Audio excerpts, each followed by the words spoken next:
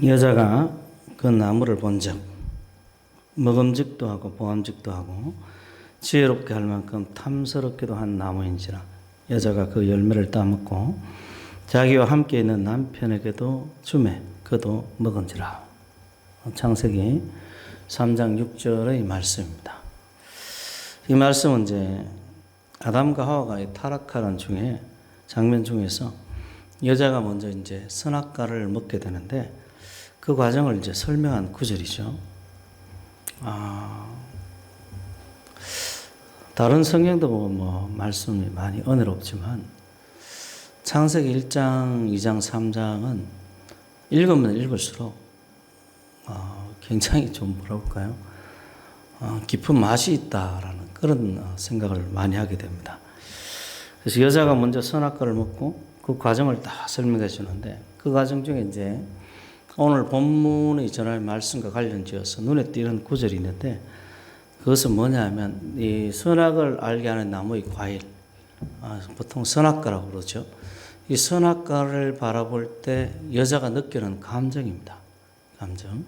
뭐라고 그러냐 하면 그 나무를 본 적 먹음직도 하고 보암직도 하고 지혜롭게 할 만큼 탐스럽게도 한 나무. 나무라고 이야기했지만 나무 열매를 지금 이야기하는 거겠죠. 먹음직도 하고 보암직도 하고 먹으면 지혜롭게 할 만큼 탐스럽게도 한. 간혹 가다가 보면 그 한약이나 무슨 뭐 먹으면 똑똑해진다고 하는 사람들이 있어요. 그래서 선악과 생각이 납니다. 저는 저거 먹으면 아주 똑똑해질 것 같아요. 이 나무의 어떤 과실이 겉보기에 너무 아름답고 너무 맛있게 보였던 거예요. 그리고 그 외형에 하와의 마음이 홀딱 그냥 넘어가 버린 겁니다. 이처럼 우리는 이런 보이는 것에 집착을 하는 경우가 많습니다. 지금도 여자분들은 좀 보이는 것에 집착을 많이 하죠, 그렇죠? 그래서 여자들이 화장을 하잖아요. 요즘 남자들도 화장을 하는 사람 있긴 하지만 보통 여자들이 화장을 하죠. 타고난 본능인 것 같아요. 본능인 것 같아요. 우리 이제 애도 이제 제가 남자 둘, 여자 하나를 키웠는데 여자 아이가 어릴 때부터 화장에 관심이 많아요. 한 3살, 4살 때인가요? 우리 집사람 립스틱을 가지고 얼굴에 떡칠을 해놓고 다니더라고요. 참. 근데 남자애들은 그런 애들이 없어요. 그게 본능인 거예요, 그게.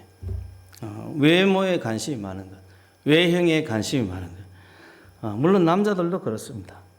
근데 보여지는 게 굉장히 중요하죠. 중요하기는. 그러나 내면의 아름다움이 아니라 탐욕적이고 악으로 경도된 그 마음이 우리 외면을 이끈다면 결말은 좋지 않게 끝납니다. 여러분 명심하셔야 됩니다. 외모가 굉장히 중요하긴 하지만 그보다 더 중요한 것은 뭐라고요? 우리 내면입니다. 항상 하는 이야기지만은 보이지 않는 것이 보이는 것을 결정합니다. 여러분 생각나시죠? 아파트 앞에 있는 멋있는 남자가 텀블러를 들고 서 있는 장면. 기억나시죠? 온 국민의 비난을 받았습니다. 온 국민은. 멋있어요. 제가 생각해도 참 멋있어요. 진중권 씨도 참 마음이 간사하죠. 불과 몇 년 전만 해도 참 조국이는 내 친구 조국이는 뭐든지 다 가졌다 이러면서 훌륭한 외모와 어떤 지식과 뭐든지 없는 게 없다 이러더니 불과 몇 년 후에 그렇게 욕을 하더라고요. 왜 그런가 하면 그 사람의 내면이 드러나니까 그 모든 아름다운 외면이 다 추악하게 보이는 거예요. 그래서 여러분 잊지 마십시오. 보이지 않는 것이 뭘 결정한다고요? 보이는 것을 결정합니다. 그래서 우리는 안도 깨끗해야 되고 밖도 깨끗해야 돼요. 밖에도. 예수님 당시 바리새인들은 이 부분에 대한 강조가 늘 부족했습니다. 그들은 보이는 외형에 치우쳐져 있어요. 율법을 지키는 것도 중요한 일이지만 문제는 뭐냐 하면 여러분 아셔야 될 게 율법이 우리 신앙을 다 표현하지 못합니다. 율법을 지키는 게 중요합니다. 그러나 율법이 우리 신앙을 다 표현하지 못하고 일면만 보여져요. 다 지켜도 그렇다는 이야기예요. 다 지켜도 다 표현할 수 없다는 이야기예요. 어떤 이들은 뭐 율법이 뭐 365가지가 있는데 그 중에 뭐 어떤 명령이 뭐가 있고 그 중에 금지 명령이 있고 그 중에 하라는 명령이 어떻게 있고 그 이야기를 들으면서 머릿속에 생각이 드는 게 야, 율법 지키는 것보다 가지수 외우는 게 더 힘들겠다. 유대인들이 그렇게 살았어요. 유대인들이 그렇게 산 거예요. 참 기가 막히죠.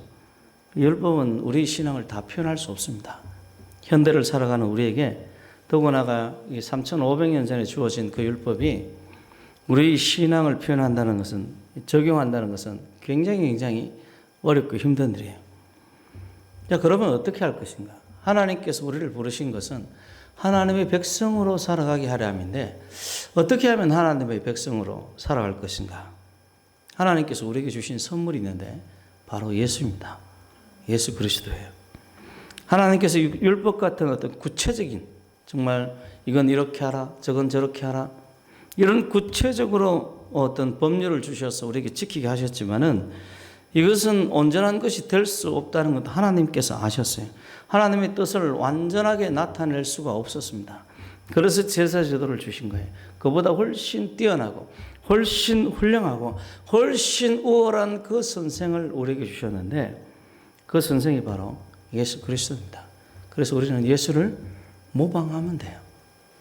예수를 모방하면 됩니다. 예수를 닮아가려고 애를 쓰면 돼요. 신앙생활 굉장히 쉽습니다. 알고 보면, 그죠? 예수를 닮아가면 됩니다. 닮아가면.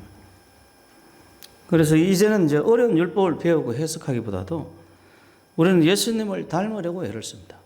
이게 저는 개인적으로 처음에 이제 성경의 은혜를 많이 받았다고 그랬어요. 여러분들에게. 저는 이 전도를 개인적으로 받기 전부터 어떻게 보면 성경을 보던 사람이고 성경에 관심이 많아서 교회 나오기 전부터 성경을 읽었던 사람이에요. 교회 나오기 전에 이미 성경을 저는 신약 성경 몇 번 본 사람입니다. 성경에 관심이 많고 교회 나와서도 여전히 성경에 관심이 많아서 저는 이 성경을 처음 제 돈으로 샀어요. 우리나라에서 제일 크고 제일 좋은 성경을 군인 월급을 아껴서 제가 구입을 했습니다. 휴가 나서 제일 처음에 한 일이 뭐냐면 성경사로 가는 일이었어요. 성경사로. 지금은 없어졌을 것 같은데 엠마운가 저기서 강남 터미널 앞에서 성경을 구입을 했었습니다. 성경에 관심이 많아요. 관심이 많고 그래서 처음 성경 볼 때도 제가 3일 걸렸었다. 그래서 욥기라든지 이런 것은 정말 많이 읽었습니다. 정말 많이 읽었어요. 성경에 굉장히 관심이 많았어요. 그래서 이제 이 성경에 대해서 이 강조도 많이 했는데 성경 많이 읽고도 사람이 잘 안 변화되더라고 보니까. 저는 성경 읽으면 변화될 줄 알았어요. 성경 읽으면 정말 예수님을 사랑하고 예수님께 가까이 갈 줄 알았습니다. 그런데 성경을 많이 읽으면서도 여전히 변화되지 않는 사람을 보게 되더라고요. 심지어는 제가 국민일보에서 한번 봤는데 병원에 앉아가지고 휴지통에 버려진 성경책을 주워서 병원에 있는 사람입니다. 병원에 사는 사람이에요. 그러니까 1년 내내 병원에 사는 사람입니다. 휴지통에 성경이 버려져서 성경책을 주워서 몇 년 만에 백독을 하고요. 3년인가 만에 백독을 하고 어마어마하게 성경을 읽더라고 보니까. 이야, 성경 한 번 안 읽은 사람이 몇 년 만에 백독을 해요. 그냥. 그 국민일보에 나왔더라고. 그러면서 그 부분을 읽으면서 제가 이렇게 가만히 그 내용을 살펴보니까 예수님을 닮고자 하는 건 별로 없는 것 같아요. 성경 말씀에 은혜를 받긴 받았는데 예수님을 닮고자 하는 그런 마음은 별로 없는 것 같아요. 여러분, 성경이 예수에 대해서 증거하는 겁니다. 성경 읽으면 예수를 닮아야 돼요. 성경에서 예수님 모습을 봐야 됩니다. 그래야 되는데 그래서 율법을 통해서도 예수님의 모습을 보고 또 우리 성경을 통해서도 예수님 모습을 봐야 되는데 그게 이제 주님의 어떤 하나님의 뜻이죠. 대부분의 어떤 살아가는 어떤 가정교회에 보면 가풍이 있습니다. 그 비슷해요, 보면. 우리 저기 김 권사님 딸내미들도 보면 김 권사님하고 좀 많이 닮았더라고. 외모를 이야기하는 게 아니라 행동을 보면 좀 닮았어요. 생각이 좀 닮았고요. 닮아있어요. 그 가풍이에요, 가풍. 오늘도 이제 이 손정도 목사 손주 이야기를 제가 좀 들어봤는데, 손정도 목사는 아주 유명한 사람입니다. 해방 전에 우리나라 일제시대 때 독립운동을 하면서 목회를 했던 사람이에요. 아주 특이한 사람이죠. 자신이 직접 독립운동을 했어요. 그래서 1년간이나 이 고문을 받았다고 합니다. 그 물고문 이야기를 그 손주분이 잠깐 이야기하던데, 막 물을 먹여가지고 억지로 먹여가지고 막 채우는데, 몸에 온통 물로 채우는데 이제 그 배를 바른답니다. 배를 바르면 물이 보통 오공이라고 이야기를 하죠. 입으로, 코로, 귀로, 눈으로 다 튀어나온다. 그걸 계속해서 반복하면 위에 빵꾸가 난답니다. 손정도 목사님이 위궤양으로 죽었다고 하더라고요. 고문을 1년 내내 그 물고문을 심하게 받고 고통을 받아서 그렇게 죽었다고 해요.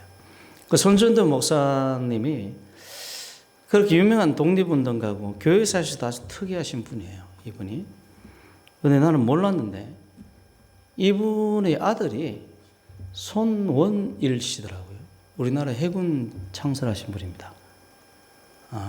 자기 돈 들여서, 자기 사비를 들여서 1945년 8월 15일 날 기차를 타고 대한민국에 들어간, 한국이죠. 그 당시엔 대한민국이 없죠. 그냥 나라 이름도 없고 그냥 이 조선이라는 나라에 들어온 거죠.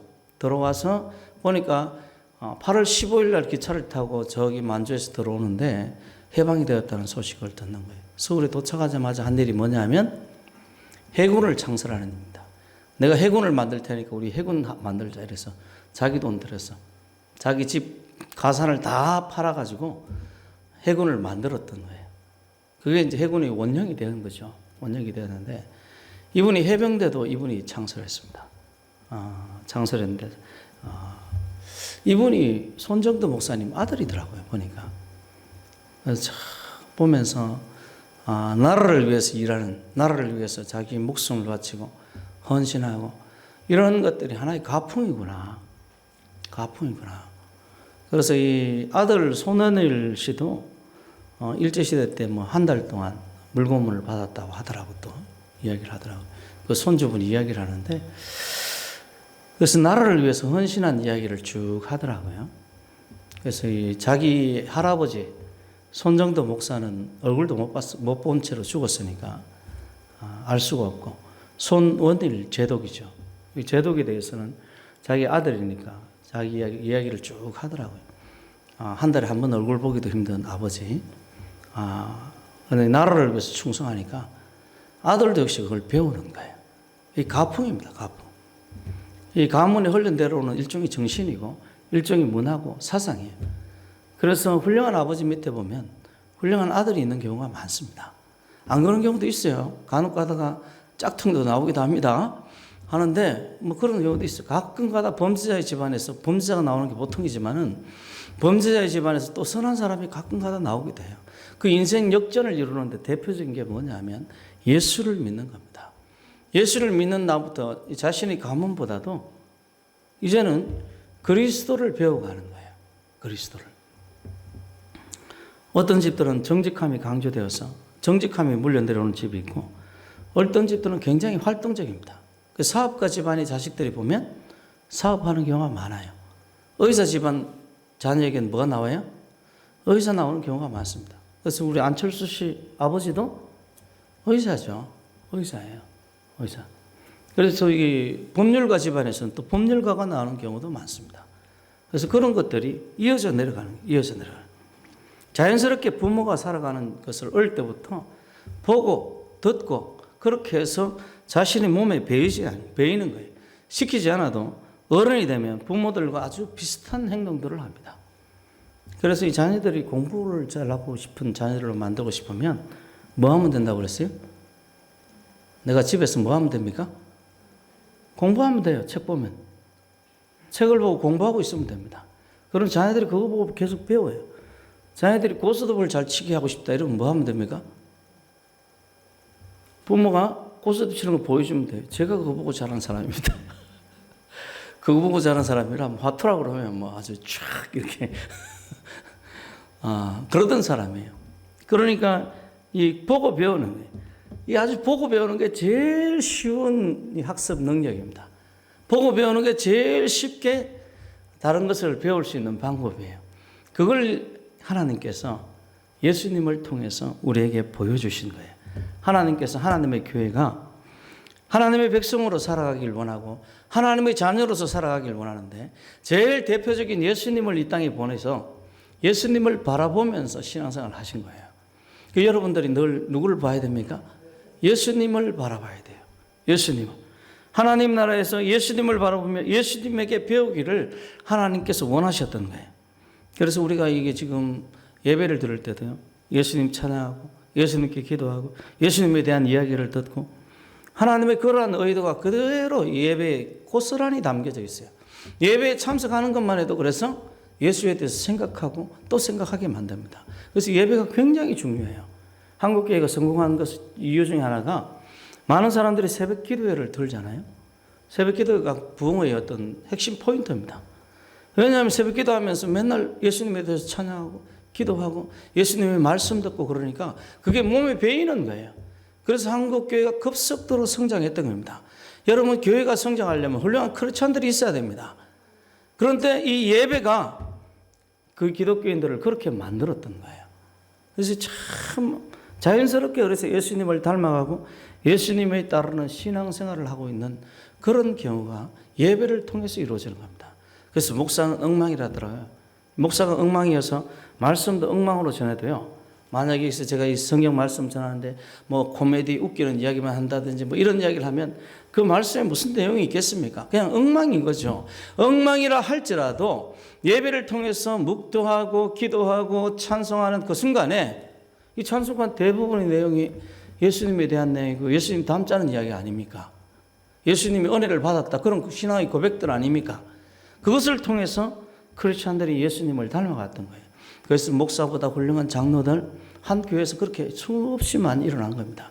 목사보다 훌륭한 안수집사, 목사보다 훌륭한 권사, 목사보다 훌륭한 집사들이 수없이 그 교회에서 일어났던 거예요.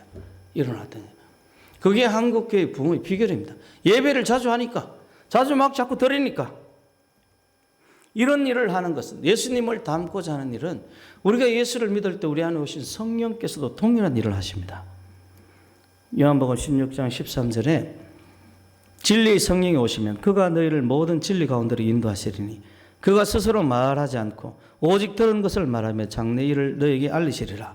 그가 내 영광을 나타내리니. 누구의 영광? 예수님의 영광.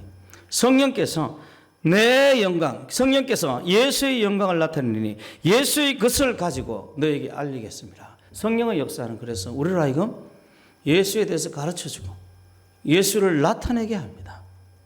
성령의 역사를 통해서 나타나는 것은 예수님이에요. 그래서 성령의 역사가 일어날 때 여러분 자신이 칭찬 들으면 조금 회개하셔야 됩니다. 누가 영광을 받으셔야 됩니까? 예수님의 영광을 받으셔야 돼요. 예수님이. 성령께서 우리 안에 오셔서 우리에게 끊임없이 예수에 대해서 가르치시고 우리에게 예수님 닮고자 권면하시고 예수를 우리에게 나타내시는 거예요. 물론 우리가 뭐 항상 거역하니까 문제죠. 저는 천국에 가면 놀랄 일이 많은데 그 중에 한 가지가 그 중에 우리가 천국에 가면 놀랄 일이 성령께서 우리에게 권면하신 횟수 그리고 우리가 말 안 들은 횟수 이거 보면 엄청 놀랄 거라고 생각합니다. 성령께서 우리에게 끊임없이 우리를 권면하십니다. 24시간 권면하세요. 때로는 꿈에서 나타나서 우리를 권면하십니다. 아마 그런 꿈을 꾼 사람들 꽤 있을 거예요. 성령이 나타나서 권면하시는 꿈. 그런데 말 들어요, 안 들어요? 보통은 잘 안 듣죠. 뭐 듣는 사람이면 참 대단한 사람이지만은 어쨌든 하나님께서 예수님을 이 땅에 보내셔서 우리를 하여금 예수님을 따라가게 하심으로 우리가 하나님의 뜻에 일치되는 삶을 살게 하신 거예요. 자, 우리의 목표가 예수님 닮는 거라면 그리스도를 본받아 사는 거라면 우리에게 필요한 것이 무엇인가? 이 질문을 던져야죠. 우리가 해야 될 거 뭐냐를. 해야 될 거. 이 논리가 굉장히 중요합니다. 내가 만약에 돈이 필요하다면 어떻게 해야 됩니까? 돈을 벌어야지, 그죠? 돈을 벌려면 어떻게 해야 됩니까? 어떻게 해야 되죠? 일하는 것, 돈 빌리러 다니는 것, 돈을 훔치는 것. 뭐가 좋을까요? 구걸하는 것도 있구나. 뭐가 좋을까요? 여러 가지 방법들이 있습니다. 내가 일하는 것을 선택했으면 그 다음에 생각해야 될 게 무슨 일을 해야 될 것인가, 또 얼마나 일을 해야 될 것인가, 또 돈을 액수도 결정을 하죠. 돈 액수를 얼마나 벌 것인가. 100만 원 벌 때 하는 일과 1000만 원 벌 때 하는 일은 달라야 됩니다. 1억을 벌 때 하는 일은 달라야 돼요. 그러니까 돈을 얼마나 벌지도 내가 생각을 해야 됩니다. 그것도 어떤 기간 동안 얼마를 벌 것인가를 생각해야 돼요. 그것처럼 신앙도 똑같습니다. 신앙도 똑같아요. 그래서 집을 지을 때도 성경에 나오는 이야기죠.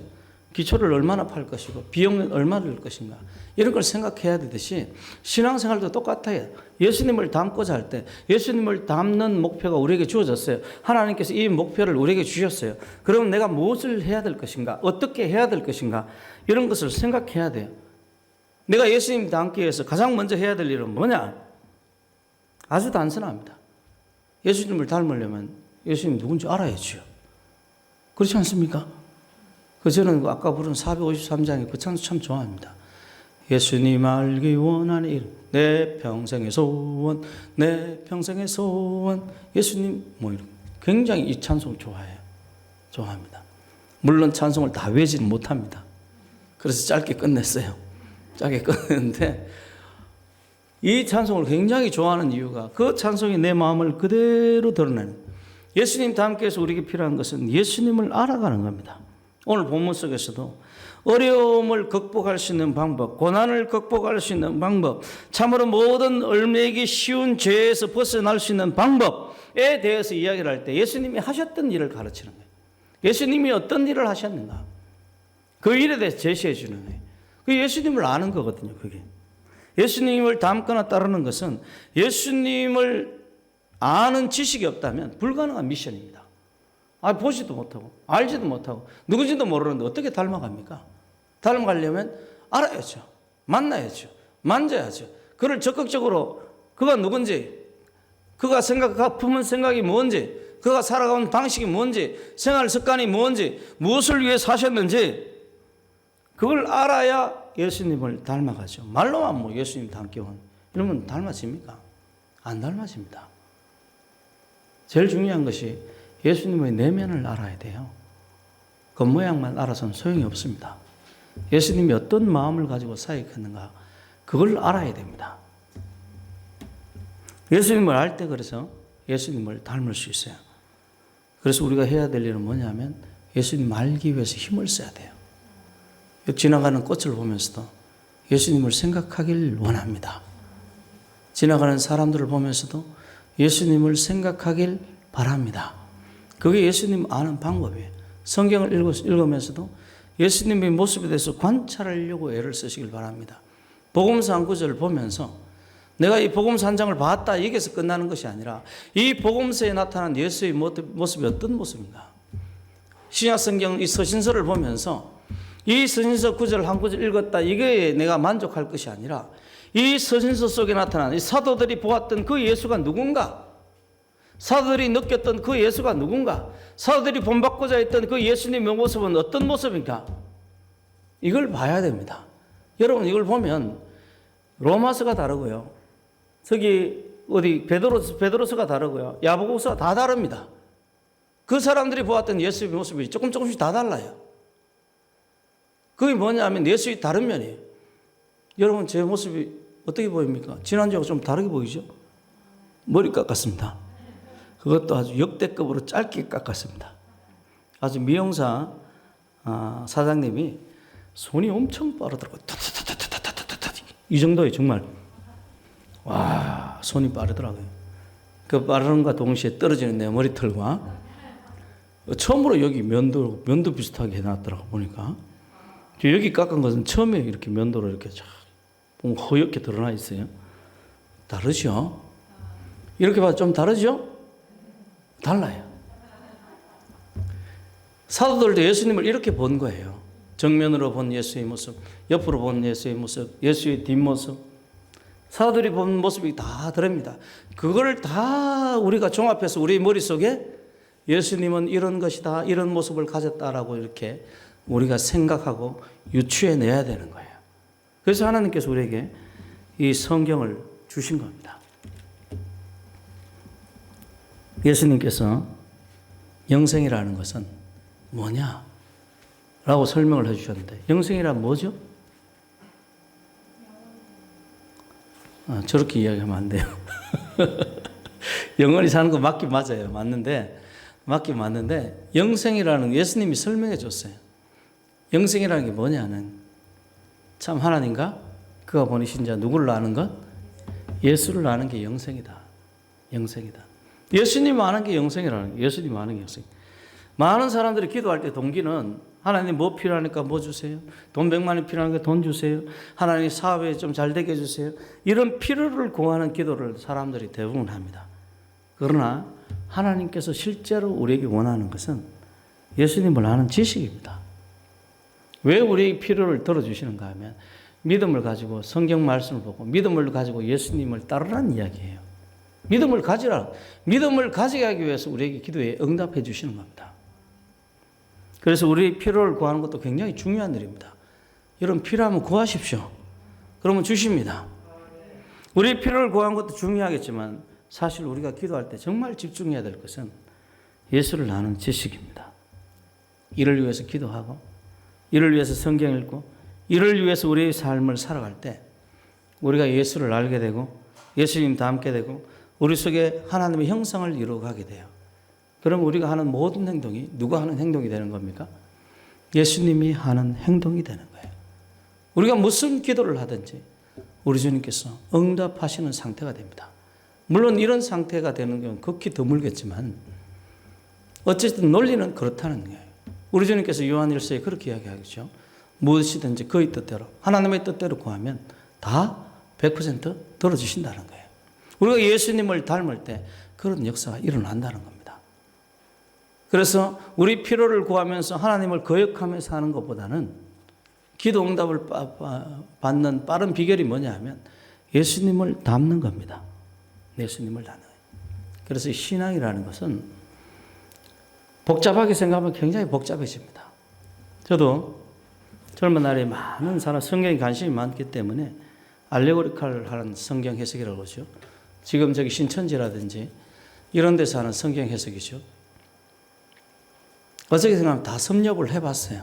지금 뭐 기억도 제대로 안 나지만 뭐 물고기 뭐 먹어야 될 것, 먹지 말아야 될 것, 음식의 영적인 의미가 뭐가 있는지, 뭐 털이 있고 없고 뭐 영적인 의미가 뭐가 있는지 다 읽어봤습니다. 그런데 그때 생각이 드는 게 있어요.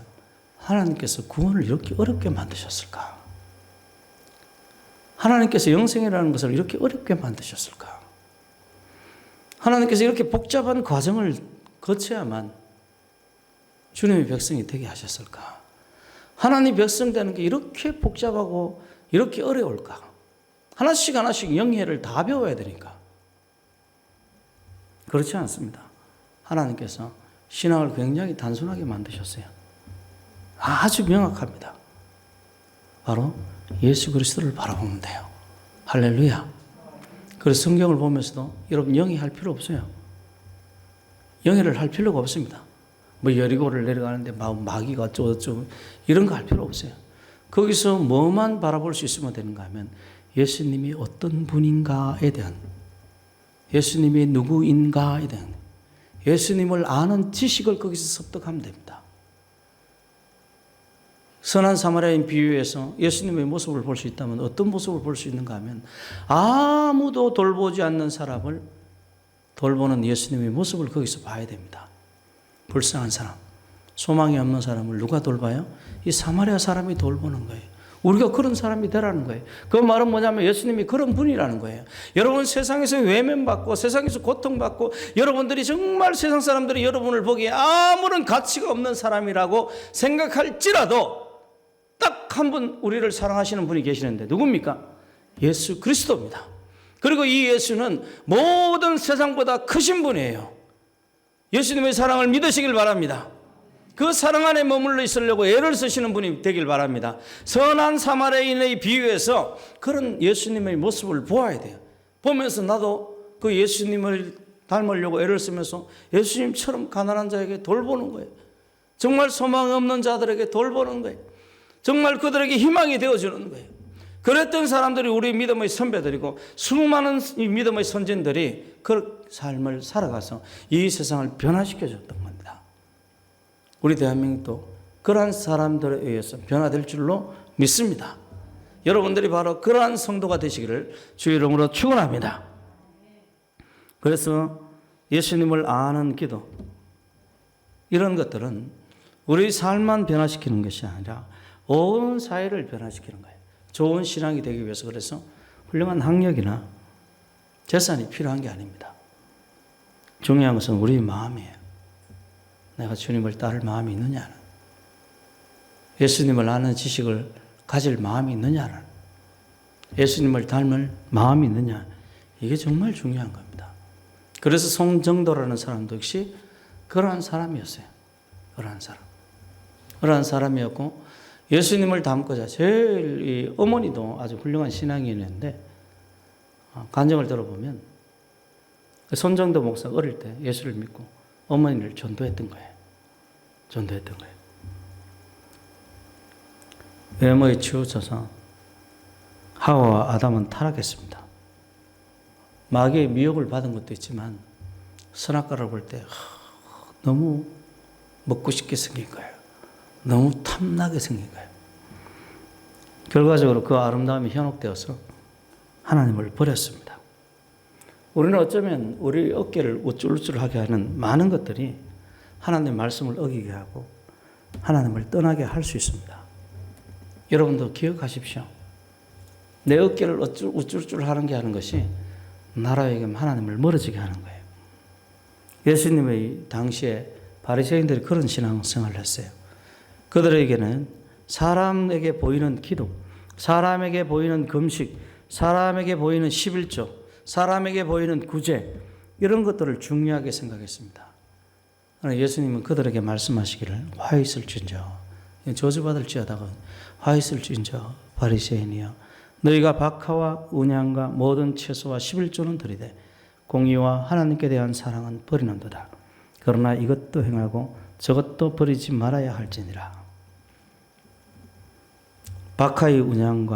박하와 운양과 모든 채소의 11조는 드리되 공의와 하나님께 대한 사랑은 버린다.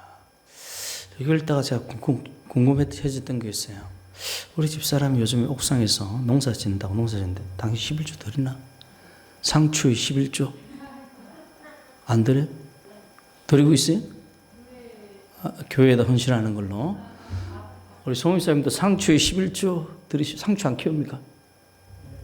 11조 생각을 못 하셨죠. 바리새인들은 이런 것까지 들었다니까. 근데 얼마나 철저하게 그러니까 이 11조를 들었던 겁니까? 그런데 문제는 뭐냐면 공의와 사랑을 저버린 거예요. 이것도 행하고 저것도 뭐예요? 행해야 돼. 둘 다 하라는, 둘 다 하라는. 어떤 사람은 거꾸로 또 11조 안 드려야 된다 이런 사람이 있어요. 참 황당해요 보면. 우리가 예수님의 다양한 모습을 볼 수 있어야 됩니다. 예수님이 공의와 사랑을 이야기했다고 다른 형식적인 신앙생활 필요 없어. 예배도 드릴 필요 없어. 그냥 공의와 사랑만 실천하면 돼. 좀 이상한 사람입니다. 그런 사람은 누가 물어보면 정신 먹었냐 이러면 물어보면 밥 먹었다 이러면 반찬 안 먹고 밥만 먹은 걸로 듣는 사람이에요. 밥과 함께 뭐도 먹습니까? 반찬도 먹어요. 말로는 밥 먹었다 이야기하지만 사실은 그게 짜장면이 될 수도 있고요. 밥이 아니고 식빵이 될 수도 있고요. 그게 다양한 반찬이 될 수도 있어요. 그리고 예수를 믿을 때 예수님께서 공의와 사랑을 행하라고 했다고 해서 11조나 예배를 드리지 말라고 그런 것처럼 그렇게 생각하면 그건 이상한 사람입니다. 여러분 절대 그러면 안 돼요. 예수님의 다양한 모습들을 이해할 수 있어야 됩니다. 그걸 이해하지 못할 때 예수님의 한 면만 기억하고 엉뚱하게 예수를 거역하는 사람이 될 수가 있어요. 어떤 이들은 예수님이 막 성전에서 채찍 휘두르는 일을 기억합니다, 또. 그래서 내가 그런 젊은이를, 그런 청년을 옛날에 가르친 적이 있는데, 이 청년은 맨날 뭐만 이야기해요? 교회에다 뭐 해야 돼? 심판을 해야 돼. 장로님이 뭐 잘못하고 있고, 권사님이 뭐 잘못하고, 심판을 해야 돼. 그 나이 들면 알죠. 사람이 잘못이 없는 사람이 누가 있습니까? 근데 막 예수님이 채찍 기도를 했으니까 나도 뭐 해야 돼? 채찍을 해달라야 돼. 그랬던 사람이 유명한, 여러분들이 아시는 유명한 사람이 있어요. 문선명이라고. 문선명이가 통일교에서 한번 거짓을 한번 했습니다. 흑인을 데려다가 자기 중직들, 통일교 중직들을 패게 만들었어요. 몽둥이로 패게 만들었습니다. 어떤 일은 예수님께서 병을 고치시는 일만 기억하시는 분이 있어요. 그래서 기도할 때 무조건 병자가 나와야 돼. 병자가. 예수님이 병 고치는 이시로 그렇게 기억하는 것이요. 또 어떤 이들은 예수님의 십자가만을 기억하시는 분이 있어요. 이런 사람들은 항상 예수님 떠올리면 고난이 떠올라요. 예수님 닮으면 무슨 뭐가 떠오르는가 하면, 예수님 닮고자 하면 항상 뭐 해야 돼요? 십자가 지고 가야 돼. 그러나 성경은 예수님의 굉장한 다양한 모습들을 묘사를 하고 있습니다. 성경의 어떤 부분들은 예수님께서 먹고 마시는데 막 즐기는 것을 볼 수 있죠. 그렇죠? 굉장히 잔치하면서 즐기는, 제가 젊었을 때 잔치하고 즐기는 꼴을 못 봤습니다. 예수님은 저런 분이 아니라고 생각했어요. 나이가 드니까 이제 즐기는 걸 알겠더라고. 먹고 즐기는 걸 알겠더라고. 예수님은 성경에서 예수님을 굉장히 다양한 모습을 이야기를 하고 있습니다. 예수님 스스로가 다음과 같이 이야기하는데요. 너희가 성경에서 영생을 얻는 줄 생각하고 성경을 연구하거니와 이 성경이 곧 내게 대하여 정언하는 것이라. 우리 예배를 드리는 것도 예수님 닮고자 하는 행위고요. 예배의 형식도 하나님의 뜻대로 정한 겁니다. 기도로 마음을 정돈하고 우리 다 같이 일어나서 함께 찬양하고 또 하나님 앞에 우리 신앙 고백을 들어가면서 예배를 드리기 앞부분에 신앙 고백을 하고 또 하나님을 찬양하며 우리 회중들을 대표해서도 대표기도도 하고 이게 순서가 그냥 정한 게 아닙니다. 무슨 의미를 가져요. 우리 자신의 인생은 항상 고귀합니다. 우리 따라 한번 해볼까요? 나는 하나님의 자녀다. 내 인생은 고귀한 인생이다. 여러분 잊지 말아야 됩니다. 내 인생은 어떤 인생이에요? 고귀한 인생이에요. 이 인생을 함부로 낭비하지 않기를 바랍니다. 특히 이단에 빠지는 것은 이 인생을 정말 크게 낭비하는 겁니다. 이단에 빠진 사람 특징이 다 잘난 척해요. 보면 한결같습니다. 교만. 여러분 우리는 죄인입니다. 하나님의 은혜로 구원받았어요. 예수의 공로로 구원받았습니다. 자랑할 것이 누구밖에 없어요? 예수밖에 없어요. 예수밖에. 성경에서 예수님 모습을 여러분 그래서 자세히 관찰하고 배우고 그것이 또 뭐와 일치되어야 되는가 하면 이 성경과 일치되어야 될 게 뭐냐면 하나님께서 우리에게 주신 믿는 자들에게 주신 성령의 인도하심과 일치가 되어야 됩니다. 저는 우리 성도들이 자신의 인생의 고귀함을 알고 신중하게 한 걸음 한 걸음 나아갔으면 좋겠어요. 시간은 다시 돌아오지 않습니다. 시간은 누구에든지 공평하게 주어져 있는데 절대로 다시 돌아오지 않아요. 우리 인생에 대해서 가장 잘 아시는 분이 하나님이십니다. 우리 인생에 한 번 지나가면 다시 돌아올 수 없는 이 인생, 한 번 지나가면 절대로 돌아오지 않는 이 인생을 귀중한 줄 알고 하나님의 뜻과 일치된 인생을 살기를 원합니다. 그래서 우리 인생, 고귀한 인생을 고귀하게 다루고 고귀한 목적에 따라서 살았으면 참 좋겠습니다. 그것이 바로 예수님을 따르는 길이에요. 그리스도를 본받아 사는 삶이 우리를 하여금 하나님을 기쁘시게 하고 그의 뜻이 우리에게 이루어지게 합니다. 그래서 우리 성도들이 자신의 인생들을 그리스도를 알고 그리스도를 본받는 데 사용하기를 바랍니다.